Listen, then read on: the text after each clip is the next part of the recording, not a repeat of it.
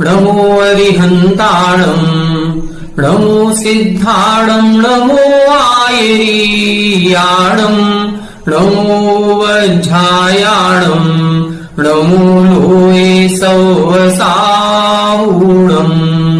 मोक्षमार्गस्य नेतारं भेत्तारं कर्मभूभृतां ज्ञातारं विश्वतत्त्वानां वंदे तत्गुणलब्धये। 1008 श्री मूलनायक आदिनाथ भगवान की जय। द्वासांग जिनवाणी माता की जय।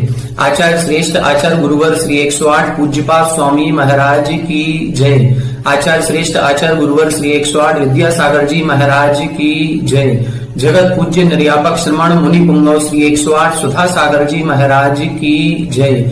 समस्त मुनि संघ की जय। सर्वार्थ सिद्धि ग्रंथराज की स्वाध्याय श्रृंखला में आज हम 8वें अध्याय के अंतर्गत जो 8 कर्मों के स्वरूप को हम लोग समझ रहे हैं, उसमें नाम कर्म की 93 प्रकृतियों में जो अवशेष प्रकृतियां हैं, अभी पूर्व 2 कक्षाओं से हम नाम कर्म की प्रकृतियों के बारे में विस्तार से चर्चा कर रहे हैं।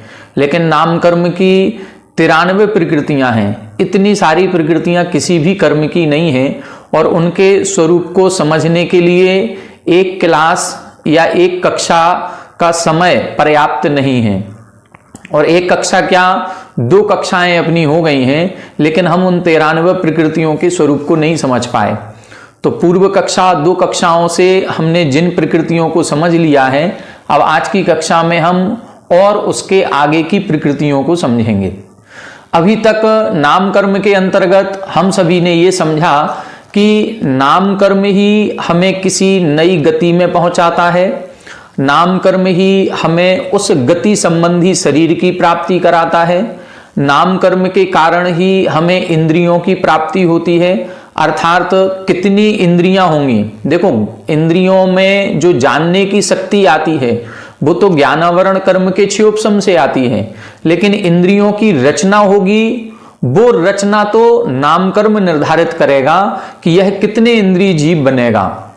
जब हमारे इधर जाति नाम कर्म का उदय हो जाता है, तब जाति नाम कर्म के उदय के आधार पर ही ज्ञानावरण कर्म का क्षयोपशम प्राप्त होता है।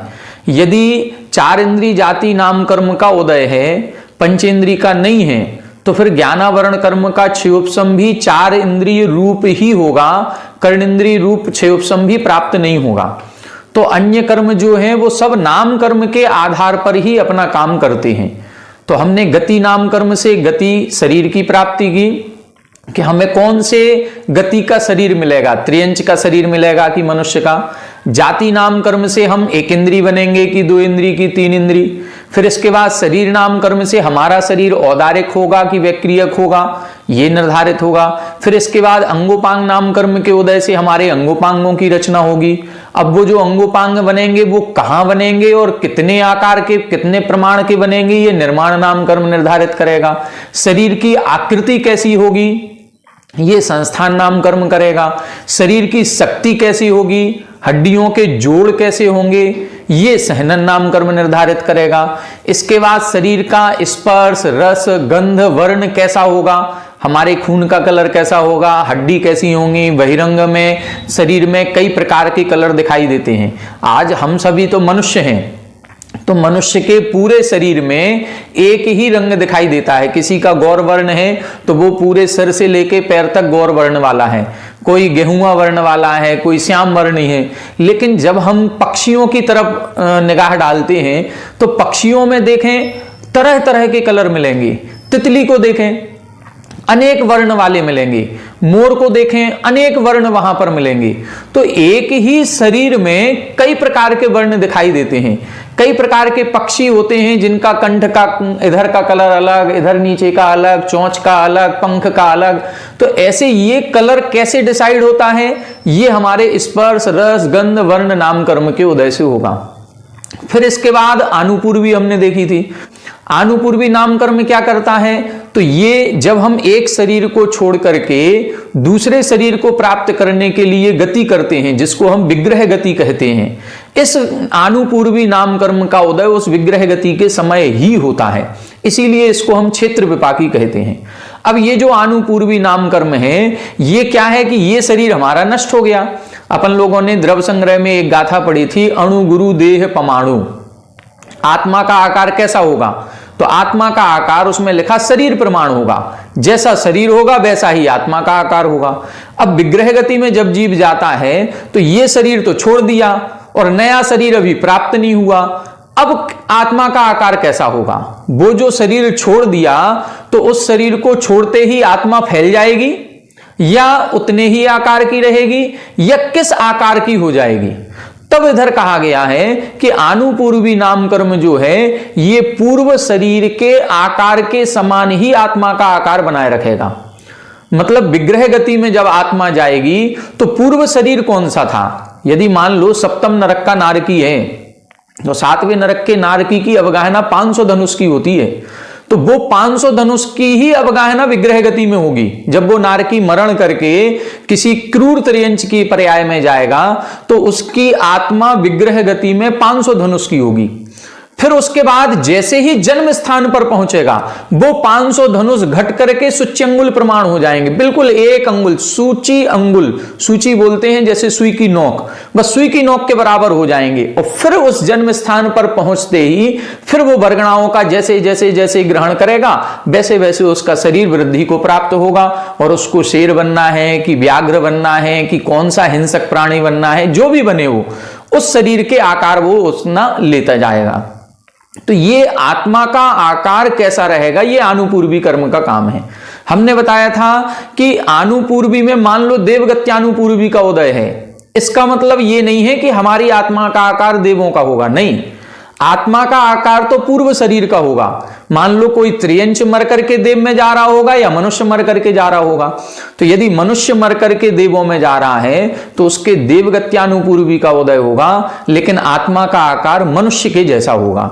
कोई त्रियंच मर करके मनुष्य में आ रहा है तो त्रियंच का आकार होगा, मनुष्य गत्यानुपूर्वी का उदय होगा। इस प्रकार से जिस गति में जा रहे हैं उस गत्यानुपूर्वी का उदय होगा, लेकिन जिस गति से आए हैं उस गति के आकार का आत्मा का आकार होगा। ये आनुपूर्वी काम करती है। आनुपूर्वी नाम कर्म के बाद अपन ने देखा था अगरु, लघु, उपघात, परघात, आतप, उद्योत, उच्छ्वास। ये जो 6 प्रकृतियां हैं इनको अगरु, लघु, षट्क भी कहते हैं। अगरु, लघु, षट्क का मतलब अगरु, लघु, उपघात, परघात, आतप, उद्योत, उच्छ्वास। ये षट्क कहने से ये 6 प्रकृतियों का ग्रहण होता है। अगरु, लघु का मतलब क्या है? अगरु, लघु का मतलब है ना अधिक भारी होना ना अधिक हल्का होना। ऐसा शरीर मिलेगा कि चाहे भले वो हाथी जैसा बृहदकाय क्यों ना हो, लेकिन वो इतना भारी नहीं होगा कि वो जमीन में धंस जाए, या निगोदिया जीव है या अन्य कोई बिल्कुल सूक्ष्म जीव क्यों ना हो, इतना सूक्ष्म जीव इतना हल्का भी नहीं होगा कि हवा चले और वो अपने स्थान से उड़ करके दूसरे स्थान पहुंच जाए। नहीं, वो अपनी मर्जी से जाएगा तो जाएगा। हवा आदि चलने से, आंधी तूफान में ऐसे जीव नहीं उड़ा करते। वो घटना विशेष अलग है कि तेज हवा चले तो हम भी अपने स्थान से बहक जाते हों और गिर जाते, वो एक अलग स्थिति है। लेकिन आत्मा उड़ती ही रहे, शरीर उड़ता ही रहे, ऐसा नहीं होता है। तो ये अगरु, लघु नाम कर्म। उपघात, परघात में हमने बताया था ऐसे अंगोपांगों की रचना होना जो जिनसे हमारे शरीर का ही घात होता है, वो उपघात नाम कर्म है। और ऐसे शरीर के अंगोपांगों की रचना होना जो दूसरे के घात में कारण है, वो परघात नाम कर्म कहलाता है। उच्छ्वास नाम कर्म के उदय से श्वासोच्छ्वास उत्पन्न होता है। फिर उसके बाद अपन ने देखा था अगरु, लघु, उपघात, परघात, आतप, उद्योत। आतप नाम कर्म के उदय से तीव्र प्रकाश उत्पन्न होगा हमारे शरीर से। ऐसा प्रकाश उत्पन्न होगा कि जो खाली आंखों से देखने योग्य नहीं है। जैसे सूर्य के अंदर प्रकाश उत्पन्न होता है, हम बिना काला चश्मा लगाए या बिना कोई ऐसा, जैसे कई बार सूर्य ग्रहण वगैरह होता है तो जो एक्सरे का पेपर होता है उस एक्सरे को लगा करके फिर उस सूर्य की किरणों को देखा जाता है, उससे उस सूर्य का जो तीव्र प्रकाश है वो कम हो जाता है, या काला चश्मा लगा करके देखते हैं। तो सूर्य का प्रकाश इतना तेज है, ये किस कारण से है? ये आतप नाम कर्म के कारण से है। ये हमने पूर्व कक्षा में बताया था कि ये जो सूर्य का विमान है ये सूर्यकांत मणियों से बना है, और सूर्यकांत मणियों में जो पृथ्वी का एक जीव है उनके आतप नाम कर्म का उदय होता है। उद्योत नाम कर्म के उदय में क्या होता है? शरीर में जो कांति होगी, जो भी प्रकाश या आभा उत्पन्न होगी वो इतनी तेज नहीं होगी, वो मध्यम होगी, और उस मंदता के कारण से कोई भी देख सकता है, एक सामान्य सी चमक होती है। फिर इसके बाद अपन ने एक विहायोगति नाम कर्म देखा था, उसमें बताया था दो प्रकार की विहायोगति, एक प्रशस्त और एक अप्रशस्त।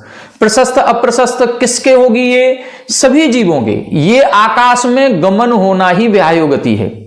विहाय का मतलब आकाश, और आकाश में सारे जीव भ्रमण कर रहे हैं, सारे जीव गमन कर रहे हैं। निगोदिया जीव भी आकाश में है, और हम भी आकाश में हैं, देव भी आकाश में है, नारकी भी आकाश में है। तो इन सबकी जो एक चाल ढाल होती है, उस चाल ढाल को प्रशस्त और अप्रशस्त इन दो भागों में बांट दिया गया। तो जिस कर्म का उदय होता है वैसी हमारी चाल कहलाती है। फिर इसके बाद अपन ने देखा था कि 10 प्रकृतियां आती हैं, जो प्रत्येक शरीर, त्रस, सुभग, सुस्वर, जिसमें अंत में एक सेतराणी शब्द दिया था कि इन 10 के उल्टे विपरीत करना है तो 20 प्रकृतियां हो जाएंगी। पूर्व कक्षा में हमने यहीं तक अपना स्वाध्याय का विराम किया था कि यहीं तक अपन ने प्रकृतियों की परिभाषा या स्वरूप को समझा था। अब आज की कक्षा में हम उन 10 या और 10 के विपरीत 10 और ऐसी 20 प्रकृतियों को समझेंगे। साथ ही एक तीर्थंकर प्रकृति है, उसके बारे में समझेंगे। तो 42 प्रकृतियों में से 21 का स्वरूप हम पूर्व 2 कक्षाओं में समझ चुके हैं। आज बची हुई 21 प्रकृतियों का स्वरूप समझने का प्रयास करेंगे। पेज नंबर 305 पर उत्थानिका अपनी चल रही है 755 नंबर की, सूत्र नंबर 11 चल रहा है, और 305 नंबर पेज पर नीचे से चौथी लाइन अपन ने इधर देखा था, तत्र गति निर्वर्तकम तत् विहायो गति नाम। जो गति का निर्वर्तक कर्म होता है वो विहायो गति नाम कर्म है। तद द्विविधम प्रशस्त अप्रशस्त भेदात। उस विहायो गति नाम कर्म के 2 भेद हैं, प्रशस्त और अप्रशस्त। अब आगे देखें, शरीर नाम कर्म उदयात निर्वर्त्यमानम शरीरम एक आत्मा उपभोग कारणम यतो भवति तत्प्रत्येक शरीर नाम। अब इधर अपन को देखना है शरीर की और विशेषताएं बनेंगी, जो 10 प्रकार की प्रकृतियों में बताएंगे। ये 10 शुभ रूप होती हैं और 10 अशुभ रूप होती हैं, पाप रूप होती हैं। तो इन दोनों को अपन को समझना है। पहले लिख रहे हैं प्रत्येक शरीर नाम कर्म। प्रत्येक शरीर का मतलब क्या है? प्रति एक शरीर, ऐसा शरीर मिलेगा जो प्रति एक मतलब हर जीव के लिए अपना एक स्वतंत्र शरीर होगा, या उस शरीर का स्वामी एक जीव अपने आप में स्वयं में है, अन्य कोई उसमें कोई शेयर करने वाला नहीं है। जैसे मान लो एक रूम है और वह रूम के मालिक हम हैं, हम अकेले इस रूम में रहेंगे, कोई दूसरा शेयर नहीं करेगा। अथवा कई बार होता है हॉस्टल वगैरह में रहते हैं तो एक रूम में 2 स्टूडेंट हैं, या एक रूम में 3 स्टूडेंट हैं, या एक रूम में एक हॉल कर दिया उसमें 10 बच्चे एक साथ रह रहे हैं। तो वहां पर जो है रूम एक लेकिन उसके मालिक 10। अब एक रूम और उसके मालिक 2 लोग या 3 लोग, तो फिर क्या होगा? वो चाबी जो होगी ताले की वो 3 लोगों में बटेगी, चाबी जो होगी वो 10 लोगों में बटेगी। तो फिर कहीं ना कहीं एक डिस्टरबेंस होता है। तो प्रत्येक शरीर नाम कर्म जो है ये शुभ रूप होता है, जहां पर एक शरीर और उसकी स्वामी एक आत्मा। जैसे जितने भी देव हैं, जितने भी नारकी हैं, जितने भी हम मनुष्य हैं, और एक इंद्रिय जीवों में, त्रियंचों में भी पंचेंद्रिय, 4 इंद्रिय, 3 इंद्रिय, 2 इंद्रिय, ये सभी प्रत्येक ही होते हैं। एक इंद्रियों में भी पृथ्वी का एक, जल का एक, अग्नि का एक और वायु का एक, ये चारों भी स्थावर प्रत्येक ही होते हैं। अब रही वनस्पति कायक, तो वनस्पति कायक के 2 भेद करते हैं, प्रत्येक वनस्पति और साधारण वनस्पति। तो प्रत्येक वनस्पति भी प्रत्येक शरीर वाली है। केवल एक साधारण शरीर वाली ऐसी साधारण वनस्पति होती है जहां पर ऐसा शरीर मिलता है कि एक शरीर और स्वामी अनेक। तो यहां पर इधर स्पष्ट कर दिया कि शरीर नाम कर्म उदयात निर्वर्तिमानम, शरीर किस कारण से बन रहा है? शरीर नाम कर्म के कारण से। तो शरीर नाम कर्म के उदय से जो शरीर की रचना हुई है वो कैसा होगा? एक आत्मा उपभोग कारणम यतो भवति, जिस कर्म के उदय से एक आत्मा के ही उपभोग का कारण होता है उसे प्रत्येक शरीर नाम कर्म कहते हैं। मतलब शरीर नाम कर्म के उदय से शरीर तो मिल गया, लेकिन इस शरीर के स्वामी कितने जीव होंगे? एक अकेले होंगे या बहुत सारे होंगे? ये प्रत्येक नाम कर्म या साधारण शरीर नाम कर्म डिसाइड करेगा। तो प्रत्येक शरीर नाम कर्म का उदय होगा तो फिर एक शरीर का स्वामी एक, हम सभी के ये प्रत्येक नाम कर्म का उदय है। इसलिए हमारे शरीर का स्वामी एक हमारी आत्मा है, अन्य कोई नहीं। इसके आश्रय से अन्य जीव रह सकते हैं।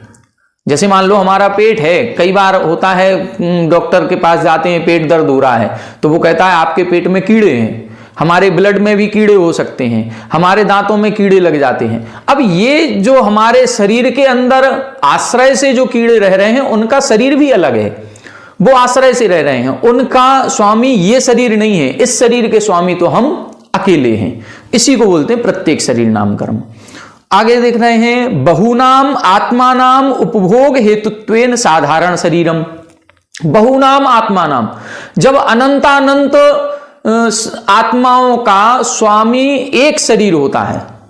अब सोचो जरा कि एक शरीर और उसके स्वामी अनंत, ऐसा जब मिलता है उसको बोलते हैं साधारण शरीर नाम कर्म।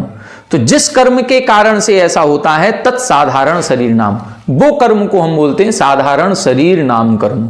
अब ये जितने भी साधारण वनस्पति जिसको हम बोलते हैं, ये जमीकंद हम जिसको बोलते हैं, ये क्यों कहा जाता है कि एक आलू में अनंत अनंत जीव हैं? वो इसीलिए कहा जाता है कि जो आलू है या गाजर है या मूली है या जितने भी जमीकंद हैं, उन जमीकंद में यदि हम एक सुई को चुभोएं तो सुई को चुभो करके निकालेंगे तो जो सुई की नोक है सबसे पतली, उस नोक पर यदि एक साधारण शरीर आ गया, कितना शरीर? एक साधारण शरीर आ गया, तो उस साधारण शरीर की आत्माएं कितनी हैं? अनंत। इसीलिए कहते हैं कि एक साधारण शरीर का घात किया, इसका मतलब है अनंत जीवों का घात कर दिया। और ये जितने भी जमीकंद हैं इन सभी में साधारण शरीर पाए जाते हैं। कितने? अनंतानंत साधारण शरीर हैं। जब अनंतानंत साधारण शरीर हैं तो फिर उनमें जीव राशि कितनी होगी? बस ये सोचने वाली बात है, ये विचारनी है। हम लोग आलू वगैरह क्यों नहीं खाते हैं? वो इसीलिए नहीं खाते हैं क्योंकि इनमें साधारण शरीर वाले जीव रहते हैं और एक शरीर के स्वामी अनंतानंत। ये जितने भी अनंतानंत जीव हैं इन सभी का जन्म एक साथ होता है, मरण एक साथ होता है, इनका श्वासोश्वास भी एक साथ होता है, ये सबको एक साथ ही होता है। अब इन्हीं में से किसी का एक साथ करते करते करते करते किसी का पुण्य फल या किसी के कर्म आगे पीछे हो जाते हैं, किसी की लेस्या अलग हो जाती है, कसाय के भाव मंद हो जाते हैं, तो वो वहां से निकल करके अन्य पर्याय को प्राप्त कर लेता है, बाकी वहीं रह जाते हैं। तो ये कहलाता है साधारण शरीर नाम कर्म। आगे देखें, यद उदयात द्विंद्रियादिषु जन्म तत्तृष्णाम, जिस कर्म के उदय से दो इंद्रिय आदिकों में जन्म होता है उसे तृष्णाम कर्म कहते हैं। अब देखो, जहां पर हमें यदि तृषों में उत्पन्न होना है तो तृष्णाम कर्म का उदय भी चाहिए, साथ ही जाति नाम कर्म में दो इंद्री, तीन इंद्री, चार इंद्री या पंचेंद्री जाति नाम कर्म का उदय चाहिए। यदि एक इंद्री जाति नाम कर्म का उदय है तो तृष्णाम कर्म का उदय नहीं होगा, फिर स्थावर नाम कर्म का उदय होगा। तो एक इंद्रियों के साथ स्थावर नाम कर्म का अविनाभावी संबंध है और दो इंद्री, तीन इंद्री, चार इंद्री, पंचेंद्री के साथ तृष्णाम कर्म का संबंध है। ये अपने आप ही वैसा कर्म उदय में आ जाता है। यत्निमित्त एकेंद्रियेषु प्रादुर्भावः तत् स्थावर नाम कर्म, जिस कर्म के उदय से एक इंद्रियों में जन्म होता है वो स्थावर नाम कर्म कहलाता है। तो स्थावर नाम कर्म एक इंद्रियों में उत्पन्न होता है और तृष नाम कर्म के कारण से हम दो इंद्री, तीन इंद्री, चार इंद्री, पंचेंद्री में उत्पन्न होंगे। ठीक है, आगे देखें, यद उदयात अन्य प्रीति प्रभवः तत्सुभग नाम। अब दो कर्म बता रहे हैं, सुभग और दुर्भग। जिस कर्म के उदय से ऐसा शरीर मिलता है जो अन्य प्रीति प्रभवः, जो दूसरे में प्रीति उत्पन्न करे, दूसरे में प्रीति उत्पन्न करने का मतलब शरीर हमारा है, लेकिन हम ऐसे सुंदर अंगोपांग लेकर के पैदा हुए हैं कि जो दूसरे को आकर्षित कर रहे हैं, कि जो दूसरा हमसे आकर्षित हो रहा है और हमें पसंद कर रहा है। ये है सुभग नाम कर्म। कई बार ये होता है कि जब शादी संबंध होते हैं तो लड़की को देखने के लिए लड़का वाले जा रहे हैं, लड़के को देखने के लिए लड़की वाले। अब एक लड़की को 5 लड़के देखने के लिए गए और 5 ने रिजेक्ट कर दिया, जबकि उसके अंदर कोई कमी नहीं है, वो भी देखने में सुंदर है, लेकिन उन 5 को यदि अच्छी नहीं लग रही है, इसका मतलब है उसके सुभग नाम कर्म, अंगोपांगों की रचना सही हुई है, शरीर नाम कर्म सही है, लेकिन दूसरे को आकर्षित नहीं हो पा रहा है। यह सुभग नाम कर्म कहलाता है, जो दूसरे को आकर्षित करे, दूसरे को प्रिय लगे, प्रीति करहु। यद उदयात रूपादि गुण उपेतः अपि अप्रीति करहा तद दुर्भग नाम कर्म। देखो दुर्भग नाम कर्म क्या कह रहे हैं, यत उदयात, जिसके कर्म के उदय के कारण से रूपादि गुण उपेतः, रूप आदि गुणों से सहित है, मतलब रूप रंग सौंदर्य सब कुछ सही है, शरीर की बनावट बिल्कुल सही है, जिसको हम बोलते हैं फेस कट बिल्कुल सही है, फीचर्स बिल्कुल सही हैं, लेकिन फिर भी अप्रीति करहा, लेकिन फिर भी किसी को प्रीति उत्पन्न नहीं हो रही है, दूसरे को अप्रीतिकर है, तत् दुर्भग नाम कर्म। उस समय मानना चाहिए हमारे दुर्भग नाम कर्म का उदय है। किसी किसी का शरीर ऐसा होता है जो सबको आकर्षित करता है। मान लो आचार्य श्री को देखें, आचार्य श्री विद्यासागर जी महाराज श्री, उनके शरीर को देखने की सबको इच्छा होती है, ऐसा लगता है कि उनको दर्शन किए हैं तो उनको देखते ही रहें, देखते ही रहें। ये क्या है, ये सुभग नाम कर्म है, कि सुभग नाम कर्म के कारण से उनका चेहरा इतना आकर्षण प्रदान करने वाला है जो सबको आकर्षित करता है। यत निमित्तम मनोज्ञ स्वर निर्वर्तनम तत्सुस्वर नाम। अब सुस्वर और दुस्वर की बात कर रहे हैं, जिस कर्म के उदय से मनोज्ञ स्वर, ऐसा स्वर हमें प्राप्त होता है जो दूसरे को अच्छा लगे, मतलब चाहे हम गाने वाले हों या ना हों। कई लोगों की बातचीत करने में भी तरीका अच्छा नहीं होता, किसी की आवाज अच्छी नहीं लगती, कर्कश लगती है, और कोई गा रहा है तो गाते समय भी जो सुस्वर होता है, लता मंगेशकर या जितने भी सिंगर हैं, इनके सिंगर्स की आवाज बहुत अच्छी होती है, सुरीली है। तो ये किस कारण से है, सुस्वर नाम कर्म के कारण से। तद विपरीतम दुस्वर नाम, इससे विपरीत दुस्वर नाम कर्म है। अब कौवा भी बोलता है और कोयल भी बोलती है, लेकिन कोयल के सुस्वर नाम कर्म का उदय है, कौवे के दुस्वर नाम कर्म का उदय है। गधा भी रेंकता है, अब गधे की जो रेंकने की आवाज है ये क्या है, ये दुस्वर नाम कर्म का उदय है। अब इसी तरह से हम सभी में भी है, हम सभी भी गाने का प्रयास करते हैं, भले माइक पर ना गाएं, भले ही सबके बीच में ना गाएं, लेकिन बाथरूम सिंगर तो हर कोई होता है, जो अपने नहाते समय सारे लोग कोई ना कोई नहीं भी गाता होगा तो ही वो गाने का प्रयास करता है। तो कहीं ना कहीं अब उसकी आवाज आकर्षण पैदा करने वाली है या नहीं है, ये सुस्वर और दुस्वर नाम कर्म पर आधारित है। यत उदयात रमणीयत्वम तत्शुभ नाम। अब 2 कर्म बता रहे हैं, शुभ नाम कर्म और अशुभ नाम कर्म। शुभ नाम कर्म के उदय से रमणीयत्वम मतलब सुंदर अंगोपांगों की रचना होगी। सुंदर अंगोपांगों की रचना होना अलग बात है, और किसी को सुंदर दिखना, सुंदर लगना, ये अलग बात है। शुभ नाम कर्म के उदय के कारण से हमारे अंगोपांगों की रचना बिल्कुल सही होगी, सुंदर होगी, लेकिन शुभग नाम कर्म के उदय से हम दूसरे को आकर्षित कर पाएंगे। यदि हमारे शुभ नाम कर्म का उदय है और साथ ही दुर्भग नाम कर्म का उदय है, तो हमारे अंगोपांगों की रचना तो अच्छी होगी, लेकिन हम दूसरे को पसंद नहीं आएंगे। और हो सकता है किसी के अशुभ नाम कर्म का उदय है, अंगोपांगों की रचना अच्छी नहीं है, लेकिन फिर भी आकर्षक है। तो आकर्षण यदि उसके अंदर है और उसके शुभग नाम कर्म का उदय है, तो वो दूसरों को आकर्षित करेगा।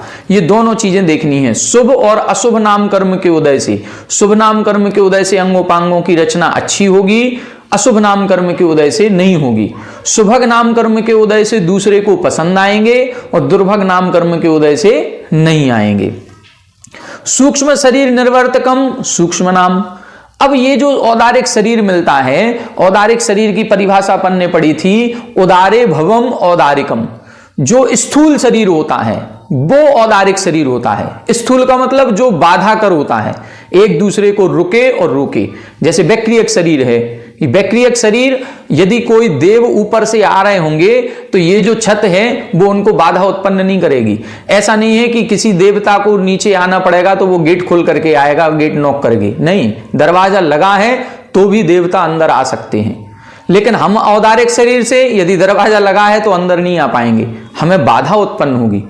अब इधर एक और नाम कर्म की बात कर रहे हैं। एक नाम कर्म है सूक्ष्म नाम कर्म। यदि हमारे इन औदारिक शरीर में ही सूक्ष्म नाम कर्म का उदय हो जाए तो हमारे ये औदारिक परमाणु भी इतने सूक्ष्म हो जाएंगे कि फिर इनको दीवाल की, छत की, दरवाजे की कोई बाधा नहीं होगी। जैसे जितने भी हमारे एक इंद्रिय जीव हैं, जब जीव समास पढ़ेंगे आपने पढ़ा होगा, समणा अमणा नेया पंचिंदी डिम्बणा परिसभ्य वायर सुहमे इंदी। एक इंद्रिय जीव के दो भेद, बादर और सूक्ष्म। तो ये बादर और सूक्ष्म जो भेद हैं ये एक इंद्रिय जीव के हैं। पृथ्वी कायक में भी सूक्ष्म पृथ्वी कायक होंगे, जल कायक में भी सूक्ष्म जल कायक होंगे, वायु कायक में भी सूक्ष्म वायु कायक होंगे, अग्नि कायक में भी सूक्ष्म अग्नि कायक, वनस्पति कायक भी सूक्ष्म वनस्पति कायक। अब ये जो सूक्ष्म वाले हैं ये कमरे के अंदर बाहर कहीं भी आ जा रहे हैं, इनको कोई ना हमको दिखेंगे, ना हम किसी से रोकेंगे, ना किसी को रोकेंगे। तो ये सूक्ष्म नाम कर्म के कारण से ऐसा होता है। तो यदि सूक्ष्म नाम कर्म का उदय है तो औदारिक शरीर होने के बाद भी वो एक दूसरे को बाधा उत्पन्न नहीं करेंगे। और अन्य बाधा कर शरीर कारणम बादर नाम कर्म के उदय से ऐसा शरीर मिलेगा जो दूसरे को बाधा उत्पन्न करेगा। यदि दो शरीर आपस में मिलेंगे, हम बादर शरीर वाले हैं तो टकरा जाएंगे, और सूक्ष्म शरीर वाला होगा तो आर पार निकल जाएगा, पता ही नहीं चलेगा। इस तरह से यत उदयात आहार आदि पर्याप्ति निवृत्ति ही तत्पर्याप्ति नाम। अब बता रहे हैं दो कर्म, पर्याप्तक और अपर्याप्तक। तो पर्याप्तक नाम कर्म के उदय से आहार आदि पर्याप्ति निवृत्ति ही, जो आहार, शरीर, इंद्रिय, श्वासोश्वास, भाषा और मन, ये 6 प्रकार की पर्याप्ति होती है। जिस कर्म के उदय से ये 6 पर्याप्तियों की पूर्णता होती है उसे हम पर्याप्तक नाम कर्म कहते हैं। आगे लिख रहे हैं तत्व षड्विधम। ये पर्याप्ति नाम कर्म 6 प्रकार का है। आहार पर्याप्ति नाम, शरीर पर्याप्ति नाम, इंद्रिय पर्याप्ति नाम, प्राणापान पर्याप्ति नाम, भाषा पर्याप्ति नाम, मनः पर्याप्ति नाम च इति। ये 6 प्रकार की पर्याप्ति। जब जीव एक पर्याय से मरण करके दूसरी पर्याय में जाता है तो दूसरी पर्याय में विग्रह गति के बाद जैसे ही जन्म स्थान पर पहुंचता है ये चारों तरफ से वरगणाओं का ग्रहण करता है। किसके योग? शरीर के योग। मान लो हम मनुष्य से मर करके देवों में गए हैं तो वैक्रियक शरीर के योग्य वर्गणाओं को ग्रहण करेंगे, और या कोई देव मर करके मनुष्य त्रियंच में आया है तो वो औदारिक वर्गणाओं का ग्रहण करेगा, या कोई मुनिराज जो आहारक रिद्धि वाले हैं और आहारक शरीर की रचना कर रहे हैं तो वो जिस समय उस शरीर की रचना करेंगे वो आहारक वर्गणाओं का ग्रहण करेंगे। बस ये जो 3 शरीर के योग्य और 6 पर्याप्तियों के योग्य वर्गणाओं का ग्रहण करना जो होता है उसी को हम आहार पर्याप्ति कहते हैं। आहार पर्याप्ति का मतलब है कि हम वर्गणाओं का ग्रहण करेंगे और उन वर्गणाओं से शरीर का निर्माण करेंगे। तो जन्म स्थान पर पहुंचते ही उन वर्गणाओं का ग्रहण होना प्रारंभ हो जाता है। कितनी वर्गणाएं चाहिए, उनकी पूर्णता कब होगी? सभी पर्याप्तियों की पूर्णता अंतर मुहूर्त में होती है। हर पर्याप्ति के पूर्ण होने में अंतर मुहूर्त समय लगता है, और 6 पर्याप्तियों के पूर्ण होने में भी अंतर मुहूर्त समय लगता है। मतलब 6 को मिक्स कर दें, मतलब 6 को मिला करके भी देखेंगे तो अंतर मुहूर्त में 6 पर्याप्ति पूर्ण हो जाएंगी, और हर पर्याप्ति के पूर्ण होने में भी अंतर मुहूर्त लगता है। अंतर मुहूर्त क्या होता है? एक आवली काल से ऊपर और 48 मिनट से कम, ये जो समय है ये सब अंतर मुहूर्त है। 10 मिनट का समय भी अंतर मुहूर्त, 2 मिनट का समय भी अंतर मुहूर्त, 1 सेकंड भी अंतर मुहूर्त। तो माना कि किसी पर्याप्ति के पूर्ण होने में 2 मिनट लगते हैं, मान लो आहार पर्याप्ति है, इसके पूर्ण होने में 2 मिनट लगते हैं, शरीर पर्याप्ति को 4 मिनट लगते हैं, इंद्रिय पर्याप्ति को पूर्ण होने में 6 मिनट लगते हैं, आगे 8 मिनट, 10 मिनट और 12 मिनट लगते हैं। तो जब हम पर्याप्तियों को पूर्ण करने की ओर बढ़ेंगे, जन्म स्थान पर पहुंचेंगे, और मान लो हमें संगी पंचेंद्रिय पर्याप्तक बनना है तो हम 6 पर्याप्तियों को एक साथ प्रारंभ करेंगे। लेकिन प्रारंभ तो एक साथ करेंगे। अब आहार पर्याप्ति है वो तो 2 ही मिनट में पूरी हो जाती है, शरीर पर्याप्ति को 4 मिनट लगते हैं और मन पर्याप्ति को 12 मिनट लगते हैं। तो 1-2 मिनट का समय भी अंतर मुहूर्त है, 4 मिनट का समय भी अंतर मुहूर्त है, 6 मिनट का समय भी अंतर मुहूर्त, तो पूरा 12 मिनट का समय भी अंतर मुहूर्त। तो अंतर मुहूर्त में सारी पर्याप्तियों की भी पूर्णता हो जाती है और एक एक पर्याप्ति के पूर्ण होने में भी अंतर मुहूर्त समय लगता है। अब देखें, जिसके पर्याप्तक नाम कर्म का उदय होगा, जिसके पर्याप्तक नाम कर्म का उदय होगा, उसके शरीर पर्याप्ति की पूर्णता होगी ही होगी, उसके पहले उसका मरण नहीं होगा। पहली कौन सी पर्याप्ति है? आहार। दूसरी कौन सी है? शरीर। मतलब 4 मिनट यदि उसको लग रहे हैं तो 4 मिनट तक तो उसकी आयु है ही है, 4 मिनट के पहले उसका मरण नहीं होगा, उसके बाद होगा। मतलब पर्याप्तक होने के बाद उसका मरण होगा, क्योंकि वो पर्याप्तक नाम कर्म लेकर के आया है। जिसके पर्याप्तक नाम कर्म का उदय है वो अपर्याप्तक अवस्था में मरण नहीं करेगा, वो पर्याप्तक होने के बाद ही करेगा। लेकिन अब इससे उल्टा देखें, दूसरा इसमें लिखा है षड्विध पर्याप्ति अभाव हेतु अपर्याप्ति नाम। 6 प्रकार की पर्याप्ति का अभाव जिसके होता है, किस काम कर्म के कारण से? अपर्याप्तक नाम कर्म की। मतलब जिसके अपर्याप्तक नाम कर्म का उदय है वो एक भी पर्याप्ति पूर्ण नहीं कर पाएगा। मतलब उसकी आयु 2 मिनट से भी कम है। आहार पर्याप्ति के पूर्ण होने में 2 मिनट लग रहे हैं, जबकि उसकी आयु इससे कम है, तभी तो वो पहले मर जाएगा। एक भी पर्याप्ति पूर्ण नहीं करेगा, उसके पहले वो मरेगा ही मरेगा। ये अपर्याप्तक नाम कर्म वाला कहलाता। तो अपर्याप्तक नाम कर्म का उदय है तो यह जीव एक भी पर्याप्ति पूर्ण नहीं करेगा, और पर्याप्तक नाम कर्म का उदय है तो कम से कम इतनी आयु तो होगी ही होगी कि शरीर पर्याप्ति पूर्ण कर ले। 6 पर्याप्तियों से मतलब नहीं है, शरीर पर्याप्ति की पूर्णता होने पर पर्याप्तक माना जाता है। तो इस दृष्टि से इधर पर्याप्तक और अपर्याप्तक को समझना चाहिए। इसमें भी एक और शब्द मिलता है, एक अपर्याप्तक, एक पर्याप्तक, एक निर्वृत्य पर्याप्तक, एक लब्ध पर्याप्तक। इसको भी 2 मिनट में समझ लें। पर्याप्तक अपन समझ गए, जिसके शरीर पर्याप्ति पूर्ण हो जाएगी वो पर्याप्तक। अब जो अपर्याप्तक हैं, जिसके एक भी पर्याप्ति पूर्ण नहीं होगी, उसे अपर्याप्तक कहते हैं। लेकिन ये जो अपर्याप्तक जीव हैं ये 2 प्रकार के हैं, एक लब्ध पर्याप्तक, एक निर्वृत्य पर्याप्तक। लब्ध पर्याप्तक वो है जिसके अपर्याप्तक नाम कर्म का उदय है, और निर्वृत्त पर्याप्तक वो है जिसके पर्याप्तक नाम कर्म का उदय है, लेकिन हैं अभी दोनों अपर्याप्त। मान लो हमने कहा कि आहार पर्याप्ति के पूर्ण होने में 2 मिनट लगते हैं। अब कोई जीव, 2 प्रकार के जीव हैं और दोनों जीव यहां से मरण करके अगली पर्याय में जन्म स्थान पर पहुंचे, और दोनों में से एक के अपर्याप्तक नाम कर्म का उदय है और एक के पर्याप्तक नाम कर्म का उदय है। तो जो अपर्याप्तक नाम कर्म का उदय है उसके एक भी पर्याप्ति पूर्ण नहीं होगी, उसके पहले मर जाएगा। और जिसके पर्याप्तक नाम कर्म का उदय है उसके पर्याप्तक नाम कर्म का उदय होने से वो पर्याप्तियों को पूर्ण करेगा ही करेगा। लेकिन अभी जब तक उसकी 2 शरीर पर्याप्ति पूर्ण नहीं हुई तब तक तो वो अपर्याप्तक कहलाएगा। तो जब तक उसकी शरीर पर्याप्ति पूर्ण नहीं हुई, वो जो प्रारंभ के 4 मिनट हैं, उस 4 मिनट में वो अपर्याप्तक है, तो उसको हम बोलेंगे निर्वृत्त पर्याप्त। और जिसके अपर्याप्तक नाम कर्म का उदय है, जिसके एक भी पूर्ण नहीं होनी है, जो 2 मिनट के पहले ही मरण कर जाएगा, उसको बोलेंगे लब्ध पर्याप्त। बस ये अंतर है। अपर्याप्तक दोनों हैं, निर्वृत्त पर्याप्तक भी अपर्याप्तक है, लब्ध पर्याप्तक भी अपर्याप्तक है। लेकिन लब्ध पर्याप्तक के अपर्याप्त नाम कर्म का उदय है, इसलिए उसके एक भी पर्याप्ति पूर्ण नहीं होगी, पहले ही मर जाएगा वो। और जो निर्वृत्त पर्याप्तक है ये भले अभी अपर्याप्त है, लेकिन इसके पर्याप्तक नाम कर्म का उदय है, इसलिए ये नियम से शरीर पर्याप्ति पूर्ण करेगा ही करेगा। अभी पूर्ण नहीं हुई है, इसलिए इसको निर्वृत्त पर्याप्तक कहते हैं। ये दोनों परिभाषाओं को बड़े स्पष्ट रूप से अपन को समझना है, क्योंकि ये परिभाषाएं बार बार आती हैं कि ये पर्याप्तक, ये निर्वृत्त पर्याप्तक, जीव समास पढ़ेंगे उसमें भी आएगा। तो लब्ध पर्याप्तक और निर्वृत्त पर्याप्तक को समझ लें। अपर्याप्तक दोनों भी हैं, लेकिन एक के पर्याप्त नाम कर्म का उदय है, एक के अपर्याप्त नाम कर्म का उदय होता है। आगे देखें, स्थिर भावस्य निर्वर्तकम स्थिर नाम, तद विपरीतम अस्थिर नाम। अब 2 प्रकार के कर्म, ये स्थिर नाम कर्म और अस्थिर नाम कर्म।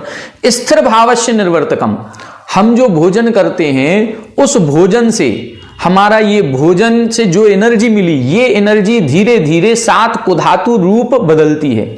और इनका भी एक सिस्टम है कि पहले 4 दिन में उसका जो रस निकल के आया है वो खून रूप परिणत होगा, फिर रस रूप परिणत होगा, फिर मज्जा रूप परिणत होगा, फिर मांस बनेगा। ऐसा इसका एक क्रम है, वो अभी हमें याद नहीं है, लेकिन इसके क्रम के अनुसार 7वीं परिणति जो होती है वो वीर्य के रूप में होती है।